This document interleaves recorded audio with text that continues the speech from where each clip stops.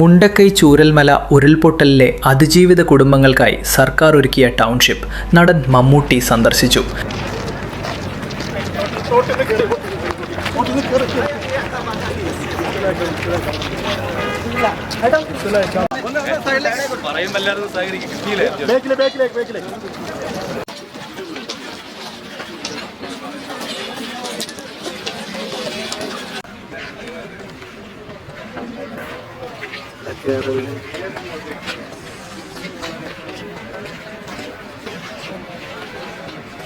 ശനിയാഴ്ച ഉച്ചയ്ക്ക് 12 മണിയോടെയാണ് മമ്മൂട്ടി ടൗൺഷിപ്പിലെത്തിയത്. തുടർന്ന് ടൗൺഷിപ്പ് നടന്നു കണ്ട അദ്ദേഹം താമസക്കാരുമായി കുശലാന്വേഷണവും നടത്തി.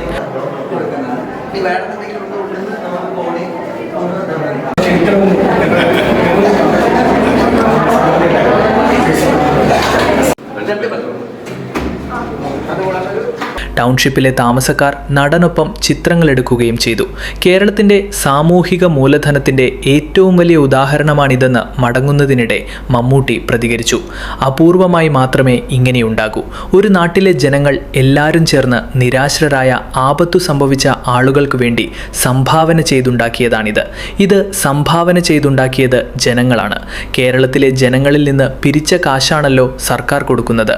ജനങ്ങളുടെ മനസ്സാണ് ഈ കാണുന്നത്. സാമൂഹിക മൂലധനമാണ് ഈ കാണുന്നത്. മറ്റുള്ളവരോടുള്ള അനുതാപവും സഹതാപവും കേരളത്തിലാണ് ഏറ്റവും കൂടുതലുള്ളത്. കേരളത്തിലാണ് ഏറ്റവും കൂടുതൽ സാമൂഹിക മൂലധനമുള്ളത്. അതിൻ്റെ ഏറ്റവും വലിയ ഉദാഹരണമാണിത്, മമ്മൂട്ടി പറഞ്ഞു.